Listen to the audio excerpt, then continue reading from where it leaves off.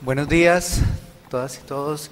Primero, muchísimas gracias a los organizadores por este evento y por tener la oportunidad de compartir sobre lo que se está realizando aquí y sobre lo que hemos avanzado en Colombia sobre estos temas. Siguiente, por favor. Ay, yo la controlo. Ya. Les voy a contar digamos, en términos generales, cuál ha sido el modelo que ha llevado a investigaciones sobre esto y cómo esto nos ha llevado a la intervención, a la parte práctica, y cómo han sido esas conexiones entre la investigación y la parte práctica. Nosotros nos hemos basado en este modelo de ciclo de la violencia. Este es un modelo que viene de la violencia intrafamiliar, pero cuando nosotros lo analizamos vimos que no era solamente en términos de violencia intrafamiliar, sino en términos de violencia en general en el contexto. ¿Qué es lo que dice esto? Dice, si hay niños o niñas que crecen desde muy temprano en contextos donde hay mucha violencia, eso lleva a que ellos desarrollen más comportamientos agresivos en su niñez. Y si no se hace nada al respecto, esa agresión que desarrolla muy temprano es muy estable en la vida y va a llevar a contribuir a que se mantenga la violencia en las siguientes generaciones. Entonces, a nivel intrafamiliar, lo que se ha estudiado es quienes son, digamos, víctimas de abuso, desarrollan más comportamientos agresivos, especialmente los niños más que las niñas, y después cuando van a ser padres o madres de familia, replican la misma violencia que vivieron, tenga la violencia en las siguientes generaciones. Entonces, a nivel intrafamiliar, lo que se ha estudiado es quienes son, digamos, víctimas de abuso, desarrollan más comportamientos agresivos, especialmente los niños más que las niñas, y después cuando van a ser padres o madres de familia, replican la misma violencia que vivieron. Lo que nosotros estamos empezando a ver es que esto no solamente pasa a nivel intrafamiliar, sino que pasa también a nivel de violencia en la comunidad, violencia en el colegio, violencia en los barrios, en las colonias. Y parte de lo que nosotros hemos tratado de hacer es mucho más presente la agresión. Y aquí yo estoy viendo agresión como cualquier comportamiento que tiene la intención de hacer daño, ¿sí? Entonces, ¿qué lleva en términos cognitivos, en términos emocionales, en términos de las habilidades mismas de los niños y las niñas para relacionarse con los demás, que lleva a que si viven en un contexto violento van a desarrollar más comportamientos agresivos? ¿Y por qué es importante esto? Porque cuando uno identifica estas variables psicológicas, encuentra espacios para intervenir, para transformar por medios educativos lo que está pasando. Entonces, lo que hemos hecho nosotros es tratar de, por medio de muchas investigaciones, identificar muy bien estas variables e identificar aquellas competencias, aquellas capacidades que puede desarrollar el sistema educativo que pueden ayudar a transformar estas variables de tal manera que uno pueda romper el ciclo de la violencia por acá. No queremos decir que sea el único lugar en donde se pueda romper el ciclo de la violencia, pero es un lugar muy importante y en el cual la educación tiene una oportunidad muy grande. Entonces, les voy a contar primero de algunas investigaciones que hemos hecho tratando de, por un lado, identificar los temas de agresión y violencia en los colegios y, por otro lado, identificar estas variables que pueden dar pie al desarrollo de competencias. Y en la segunda parte les voy a contar cómo hemos llevado esto a la práctica con intervenciones concretas en el aula. Entonces, bueno, aquí hay unas... les voy a contar específicamente de resultados que los pueden encontrar después por internet y yo les doy las páginas. Uno hecho en Bogotá con 87.000 estudiantes, son estudios bastante grandes, bastante completos sobre violencia en las escuelas, y otros hechos a nivel de todo Colombia. En todo Colombia hay una prueba que es censal, pero en una parte de esa prueba, en el 5%, incluimos unas preguntas sobre violencia escolar que nos dan información sobre todo Colombia. Entonces, estos son los resultados que les voy a contar, son resultados de Bogotá específicamente, los primeros que les voy a contar. Estos son resultados de agresión física, esto es En Bogotá son los de los azulitos. Hicimos exactamente el mismo estudio en El Salvador, y en El Salvador son los rojitos, y en algunas de estas diapositivas hay información de otros países. Cuando hay información de otros países, lo que hemos hecho es buscar otras encuestas que tengan la pregunta, las mismas preguntas o preguntas casi idénticas que permitan hacer comparación. Entonces, en este caso tenemos información sobre Canadá. Entonces, esto es estudiantes desde quinto de primaria, esto es como 11 años, hasta grado 12 que hay en El Salvador. En Colombia solamente llega hasta grado 11, es el último grado de secundaria, o lo que en Colombia se llama bachillerato. Y entonces aquí es cuántos de ellos dicen que en el último mes han sido agredidos físicamente. Esto puede ser un empujón, un golpe, una cachetada, una patada. Y pues está alrededor del 35, 38%, y después baja. Entonces, en términos de agresión física, esto es algo que se ha encontrado en muchas partes. La agresión física tiende a bajar, y de hecho, pues en los últimos estudios de Tremblay en Canadá está mostrando que los niveles, las frecuencias más altas de agresión física están en los primeros años de la vida, los 2 y los 3 años. Después, pues hay consecuencias más graves de la agresión, pero no es tan frecuente, y como en términos de agresión física, no es tan frecuente como en los primeros años. Entonces, lo siguiente, digamos, en términos generales, estos son porcentajes altos, es decir, esto es en el último mes, y aquí, por ejemplo, es cuántos, en estos grados de acá, como más como en la preadolescencia, más o menos el 30-35% han sido agredidos físicamente dentro del colegio. Esto no es en cualquier lugar, eso es dentro del colegio por parte de compañeros. 1 de cada 3 en el último mes, son porcentajes bastante altos. Esto es, hay toda una parte también que nosotros hemos analizado sobre armas, y eso nos ha dejado bastante preocupados. Esto es en Bogotá y comparado con El Salvador. Un dato importante, en Bogotá fueron 87.000 estudiantes, una muestra representativa, pues muy generalizable. Pero en El Salvador fue una muestra de colegios que tenían problemas. Fueron 180 colegios que iban a ser parte de una evaluación de impacto de un programa muy grande del Banco Mundial. Y entonces son exactamente las mismas preguntas, pero en Bogotá es una muestra representativa, en El Salvador es una muestra sesgada porque son colegios con problemas. Y aquí, si ven, esto está alrededor del 2 o el 3% de los estudiantes que reportan que algún compañero de su curso trajo un arma de fuego al colegio, ¿sí? El siguiente dato es armas blancas, y esto es en el último año, si algún compañero del curso, no es del colegio, es del mismo salón. Y aquí los resultados fueron bastante preocupantes, especialmente para el caso colombiano, que llegan aquí cerca del 30% de los estudiantes dicen sí, algún compañero mío trajo un arma blanca. Un arma blanca está hablando, sobre todo están hablando de navajas. El otro resultado que nos preocupó mucho, que nos ha preocupado mucho, es sobre las drogas dentro del colegio. Y aquí, de nuevo, los datos bogotanos fueron mucho más altos que los datos salvadoreños, y además estas diferencias son particularmente preocupantes, dado que en el caso de Bogotá era una muestra representativa, en El Salvador era una muestra sesgada. Y aquí, pues esto aumenta, y más o menos aquí llega el 10% de los estudiantes dicen que dentro del colegio se venden drogas. Pertenencia a pandillas, este es un punto importante, pues todos sabemos que en Centroamérica y en El Salvador, más que en cualquier lugar, hay una presencia muy fuerte y muy grave para la sociedad de pandillas y de maras. Y aquí encontramos niveles más altos en Bogotá que en El Salvador.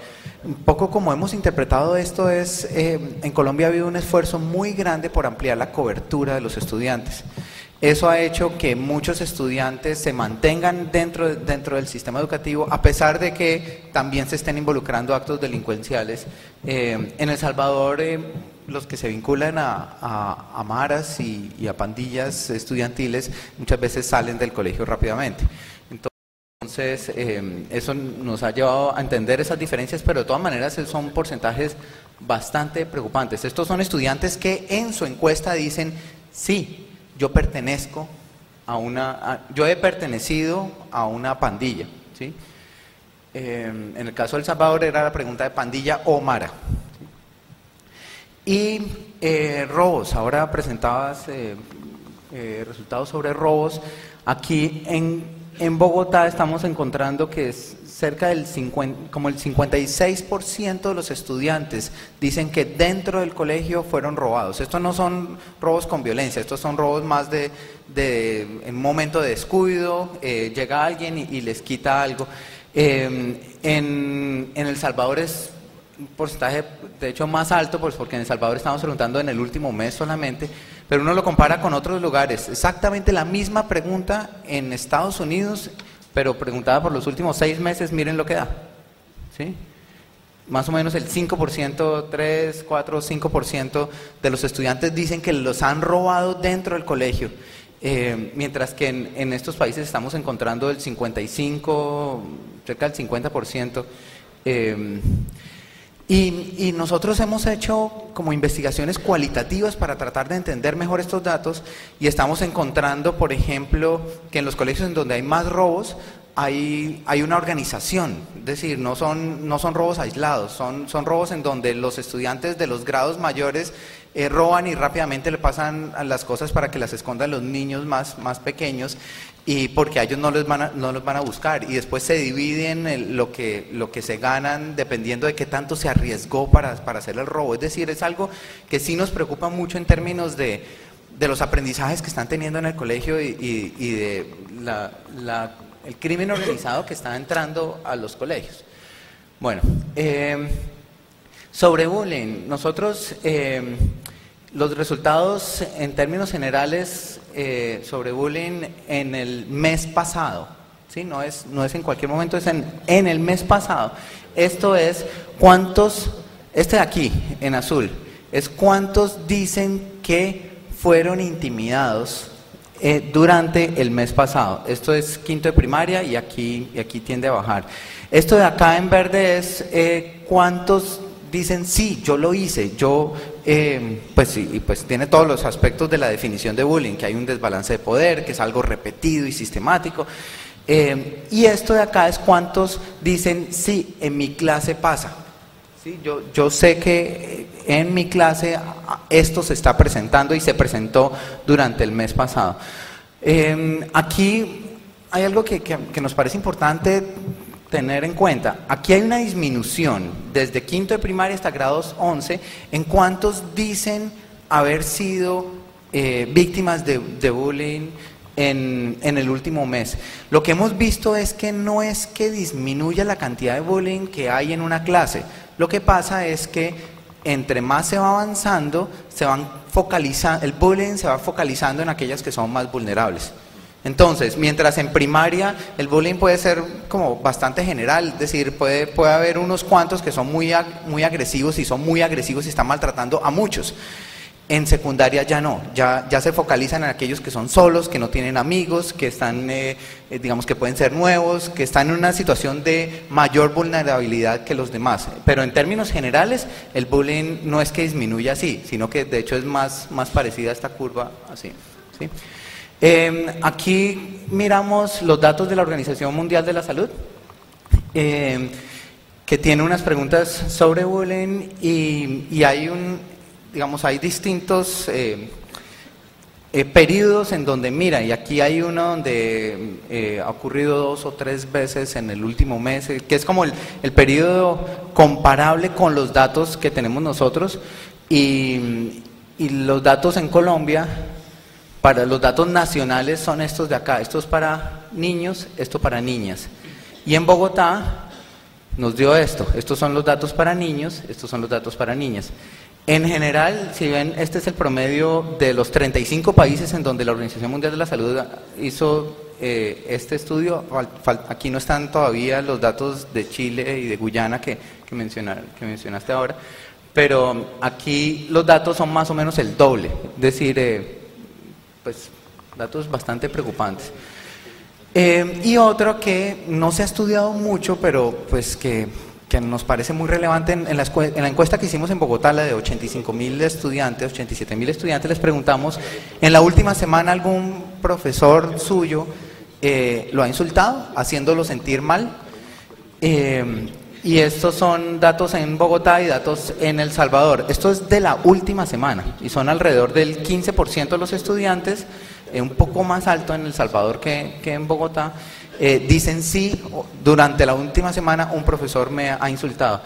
Esto uno lo puede ver por el lado positivo, 85% de los estudiantes dicen no, nadie me ha insultado en la última semana, pero en realidad el 15% debería ser, que decimos nosotros, es que debería ser cero, no debería haber insultos por parte de los profesores, justamente viendo el desbalance de poder que hay en la relación entre profesor y estudiante del que hablaba ahora Rosario. Bueno, parte de esto nos ha llevado a mirar qué pasa en la mitad. Es decir, esto que estamos viendo quiere decir hay mucha agresión, hay mucha violencia en los colegios, es un fenómeno pues que está, por ejemplo, nosotros hemos visto las tasas de intimidación muy altas tanto en los colegios de estrato socioeconómico bajo, de nivel socioeconómico bajo, como nivel socioeconómico alto. Lo hemos visto tanto en colegios privados como en colegios públicos. Lo hemos visto en todas las regiones de Colombia. Nosotros el análisis que hicimos sobre bullying en Colombia lo vimos en todas partes y en unas partes es un poco más alto que en otras, pero las diferencias no son tan grandes.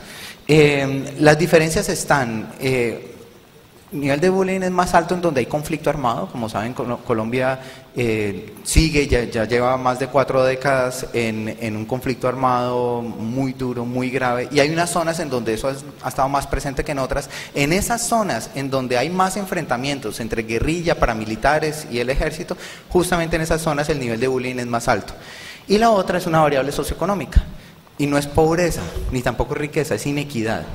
Donde la riqueza está peor distribuida, es donde encontramos más bullying dentro de los colegios. Pero digamos, en términos generales, hay niveles altos de violencia.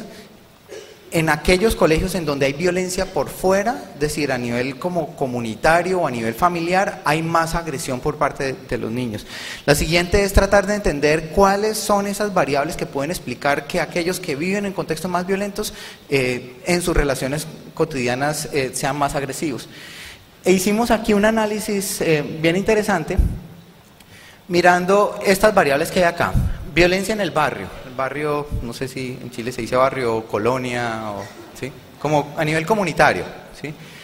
Violencia en la familia, maltrato infantil, supervisión parental. Eso quiere decir si hay alguien en la familia, papá o mamá, que está pendiente de los hijos y que sabe con quién está, quiénes son sus amigos, qué hace cuando en su tiempo libre, y si tiene amigos que están involucrados en violencia.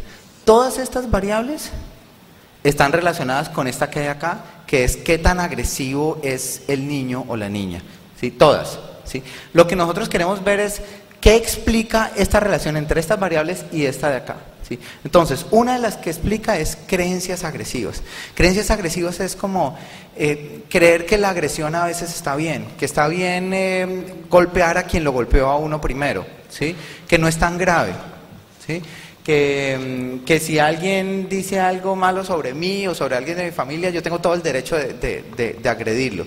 Creencias que terminan legitimando el uso de la agresión. Y aquí lo que encontramos es aquellos que están en contextos más violentos, sea en el barrio, sea en la familia, sea con los amigos, tienden a legitimar mucho más la agresión.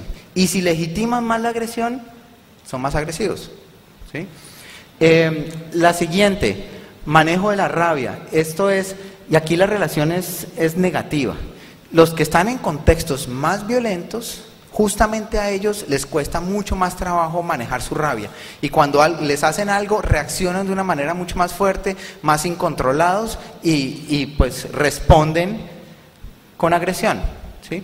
Aquí no están las flechas en todos, pero sí hay relaciones uno a uno. Lo que pasa es que esto es un análisis para los que conocen el tipo de análisis que estamos haciendo aquí, esto es un análisis de ecuaciones estructurales, que es como una regresión en la que las variables compiten a ver cuál explica más. Y si ya hay una que está explicando, pues las otras no aparecen en el modelo final, pero el punto es que sí, cada una solita tiene una relación que explica esto. Eso quiere decir que aquellos que viven en contextos más violentos les cuesta más trabajo manejar su rabia, ¿sí? Aquellos que viven en contextos violentos tienen menos asertividad. Asertividad es esa competencia que es como la capacidad de defender mis derechos sin agredir a los demás. Defender mis derechos o defender los derechos de otros, o transmitir un mensaje o decir no, pero hacerlo de una manera firme pero sin agresión, ¿sí? Y entonces aquellos que viven en contextos más violentos tienen menos de esa competencia, son menos asertivos. Si son menos asertivos, son más agresivos. Aquí la relación es negativa. Y aquí hay una relación positiva que es importante. Aquellos que tienen padres que están más pendientes de ellos son más asertivos. De alguna manera los padres les han enseñado que no hay que poner otra mejilla. No hay que, si a uno lo agreden, no hay que quedarse ahí pasivo. Sí hay que responder, pero sin más agresión, porque si uno responde con agresión, antes escala la agresión. ¿Sí? Y la variable que en muchos de estos estudios está saliendo como la más importante para nosotros es empatía. Empatía es como esa capacidad de sentir lo que otros sienten, es decir, si yo veo a alguien que está mal, que eso me duela, que de alguna manera yo me sienta mal con el dolor de otros, ¿sí? Y aquí lo que encontramos es, aquellos que viven en contextos violentos son menos empáticos, les duele menos el dolor de otros. De alguna manera se desensibilizan frente al dolor de los demás. Y si no me duele el dolor de los demás, entonces no tengo ningún problema en ir y agredir a otros. O inclusive, pues en el caso de bullying, en divertirme a costa del dolor de otros. O conseguir estatus, conseguir poder, conseguir reconocimiento gracias al dolor de otros. En términos generales esto se ve así, ¿sí?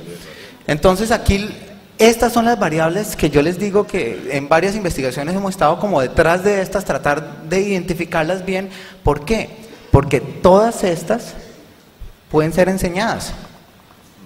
En todas estas uno puede armar programas educativos para promoverlas. Uno puede armar programas para promover empatía, para promover asertividad, para promover un manejo constructivo de la rabia y para cuestionar creencias que pueden ser muy arraigadas en una sociedad, pero que en realidad con pensamiento crítico se pueden cuestionar y decir, oiga, no, ante cualquier agresión no hay que responder agresivamente, hay otras maneras de resolver los problemas, ¿sí?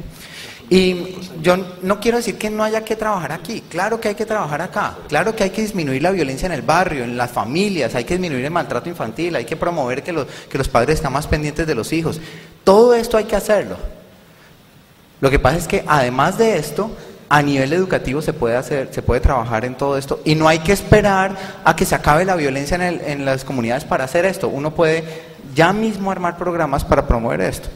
Y es lo siguiente que quiero contarles, es cómo hemos llegado, digamos, en estrategias educativas a frenar, a cambiar este tipo a promover este tipo de competencias.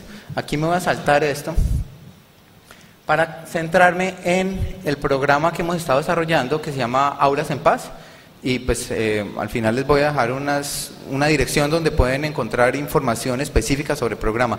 Aquí lo que nosotros hemos hecho, digamos, en Colombia nosotros hemos estado desarrollando toda una política nacional de formación en competencias ciudadanas y es apostarle realmente a que los niños, las niñas, los estudiantes, todos puedan desarrollar capacidades para relacionarse con los demás de maneras más constructivas y entonces dentro de todo el programa de competencias ciudadanas hay un espacio específico para convivencia pacífica. Hay otros espacios que son, digamos, para participación democrática, para pluralidad. Aquí me voy a centrar en la parte de convivencia pacífica. Y nosotros lo que hicimos fue armar una intervención que se llama multicomponente. Multicomponente quiere decir que se trabaja en distintos espacios. Se trabaja en el aula, pero también se trabaja con la familia y se trabaja en algo que se llama grupos heterogéneos. Voy a contar cada uno y les voy a explicar rápidamente qué es lo que es cada uno. En el aula Hay todo un currículo pues, que está desarrollado clase por clase, en total son 40 sesiones en cada uno de los grados, y los grados van, en este momento ya los grados están en kinder, segundo, tercero y cuarto y quinto de primaria, y estamos en este momento desarrollando primero de primaria.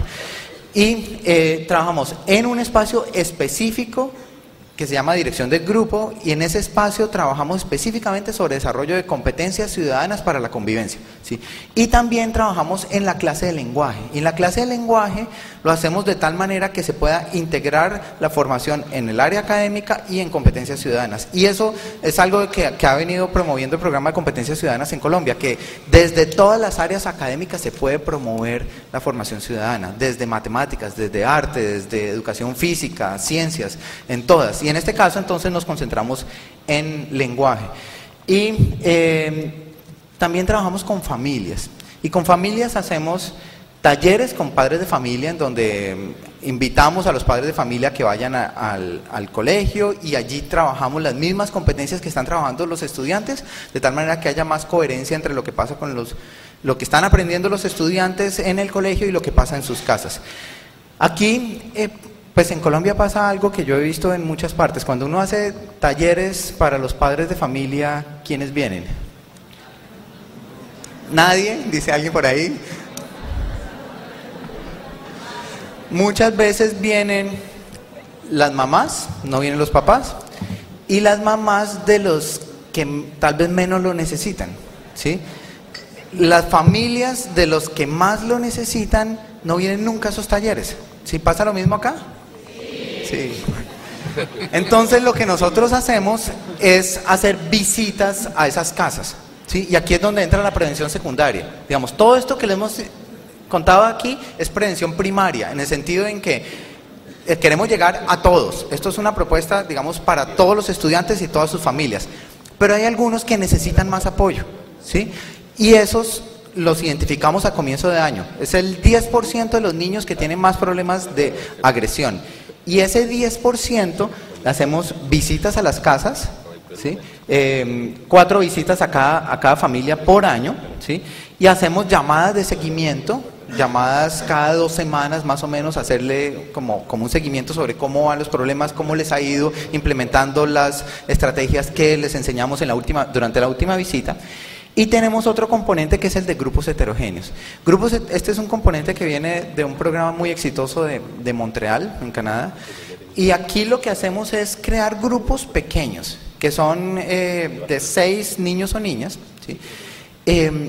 Pero tratamos de evitar un error que es gravísimo y que ocurre muchísimo, y es juntar a los más agresivos, ¿sí? Cuando uno hace trabajos con grupos pequeños y junta a los más agresivos, la agresión entre ellos aumenta.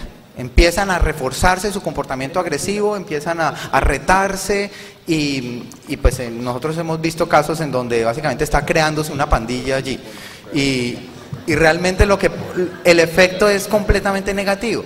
Aquí lo que hacemos es justamente lo contrario. Estos grupos pequeños son conformados por 2 niños que tienen problemas de agresión, que están recibiendo todo el componente de prevención secundaria, pero 4 niños muy prosociales, con muchas competencias. Y la idea es que haya ese desbalance, que sea mucho más de los prosociales que de los agresivos, y los prosociales de alguna manera promuevan el cambio.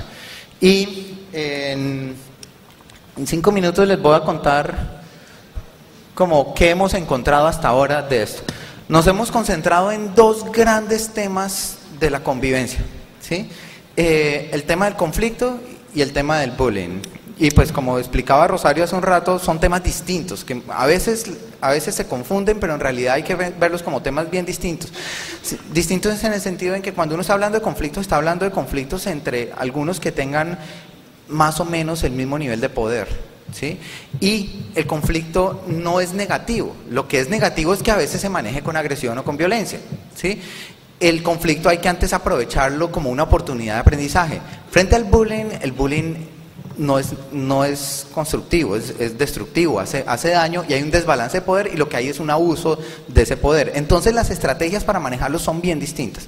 Entonces, en términos de competencias, ¿qué competencias trabajamos con los conflictos? Trabajamos el manejo de la rabia. Todo conflicto lleva a que uno tenga mucha rabia, y si uno no está manejando bien la rabia, uno puede terminar haciéndose mucho daño o haciéndole daño a otros. Algunas competencias cognitivas, como la capacidad para ponerse en los zapatos del otro, que nosotros llamamos toma de perspectiva, la capacidad para generar muchas opciones, y los conflictos a veces se quedan estancados porque no hay suficientes alternativas para manejarlos. Y la consideración de las consecuencias de los conflictos, de las distintas opciones. Y en términos comunicativos, la posibilidad de escuchar. Muchas veces los conflictos se quedan enfrascados en discusiones en donde ninguna parte está escuchando a la otra, y si uno puede trabajar esa capacidad para escuchar al otro, entonces puede entender otros puntos de vista y darse cuenta que muchas veces los conflictos ocurren de malentendidos, o si no ocurrieron de malentendidos, puedo entender mejor qué es lo que el otro quiere y entonces pensar más creativamente en opciones que puedan favorecer a ambos lados. Estas son, digamos, las competencias que trabajamos para el manejo de conflictos, y dedicamos 2 años específicos a esto, el año tercero de primaria y el año quinto de primaria. Para bullying, hay 2 competencias centrales: la empatía y la asertividad. La empatía entendida como, pues, que si a mí me duele el dolor de otros, si me duele que estén excluyendo a alguien, que lo estén tratando mal, que lo estén relegando, entonces yo no voy a estar de acuerdo con esto y voy a querer hacer algo, ¿sí? Y la asertividad como la capacidad para que quienes son víctimas puedan de alguna manera decir, oiga, un momento, esto no está bien, y puedan frenarlo.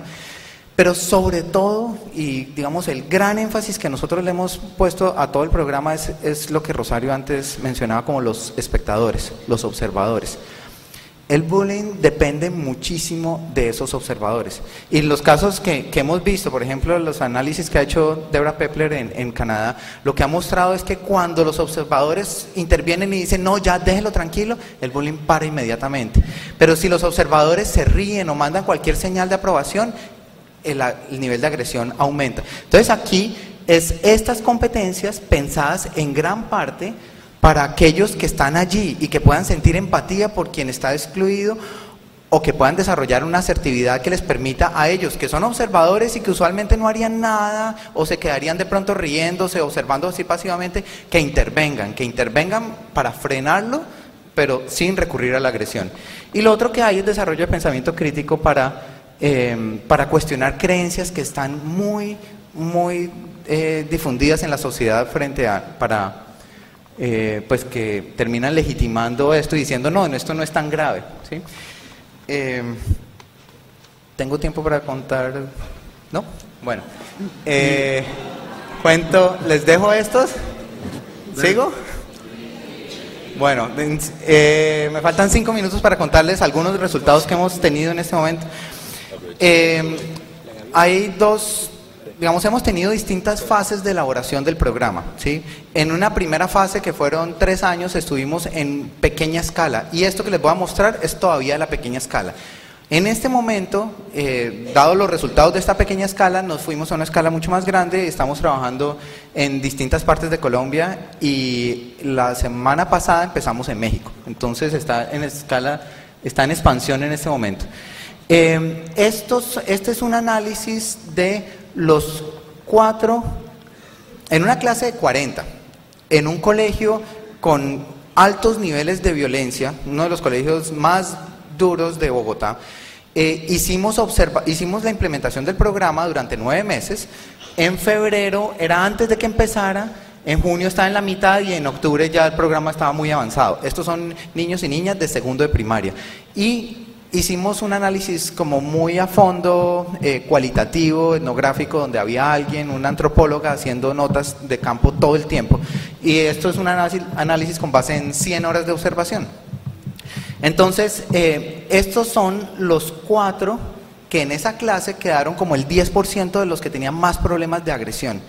Y allí encontramos pues unas reducciones grandísimas, muy fuertes en su nivel de agresión. Y no solamente en los 4 que estaban recibiendo el programa completo, es decir, los que estaban recibiendo las visitas a las familias, que estaban participando en grupos heterogéneos, todo eso, sino también en los demás. En los demás también encontramos reducciones muy grandes, significativas en sus niveles de agresión. Lo otro es que la disminución estuvo sobre todo en agresión física. Al comienzo había muchas escenas, además reportadas en el diario de campo, de niños encima de otros en la clase golpeándolos allí, contra el piso, y entonces en ese momento la observadora tenía que dejar su diario de campo y salir corriendo a tratar de...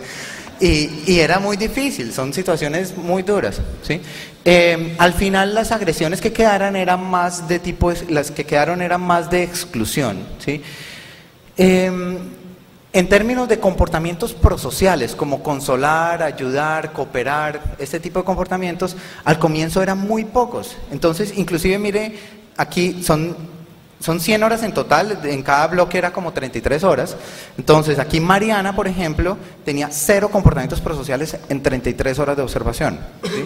Andrés, 0. Diego, unos pocos. Sergio, unos pocos. Estos no son nombres reales, ¿no? Y otros tenían muy pocos. Y aquí aumentó, no aumentó para todos todo el tiempo, pero pues sí aumentó significativamente en general, ¿sí? Esto es cómo era la disciplina y el seguimiento de instrucciones dentro de la clase. Entonces, al comienzo, eran muy pocos los que seguían instrucciones, pero eso fue subiendo en todos los casos, pues en la mayoría de los casos, ¿sí?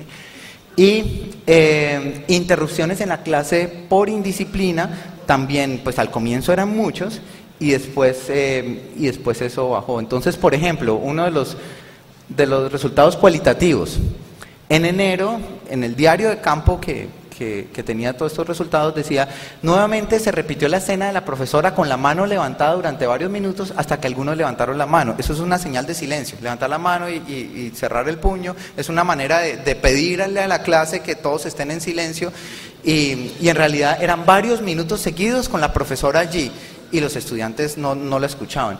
Después, en junio, hay una nota de campo que dice: por primera vez en meses vi a todos los niños sentados en su puesto poniendo atención. O sea, la pobre profesora vivió 6 meses donde esto no pasaba, ¿sí? Y después, en octubre, ya la situación era bien distinta. Entonces, cuando Daniel terminó el cuento, hubo un momento de muchos murmullos, porque los niños estaban dando su versión. Entonces, Milena, Mariana, Lorena, Andrés y Diego, aquí si ven, Mariana es una de las que estaba en el grupo focalizado, Andrés y Diego también, de los que al comienzo eran los más agresivos del curso. Ellos hicieron la señal de silencio, eso sin que la profesora lo hiciera, ¿sí?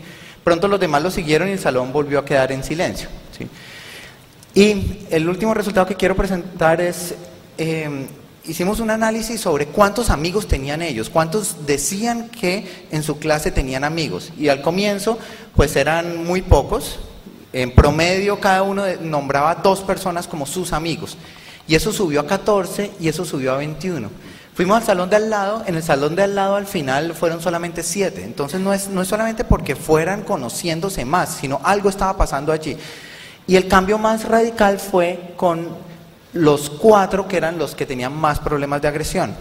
Arriba está cuántos amigos ellos decían que tenían dentro de su clase, ¿sí? Y abajo es cuántos los nombraban a ellos como sus amigos, ¿sí? Entonces, al comienzo, Sergio decía que tenía 1 y solamente 1 lo mencionaba a él.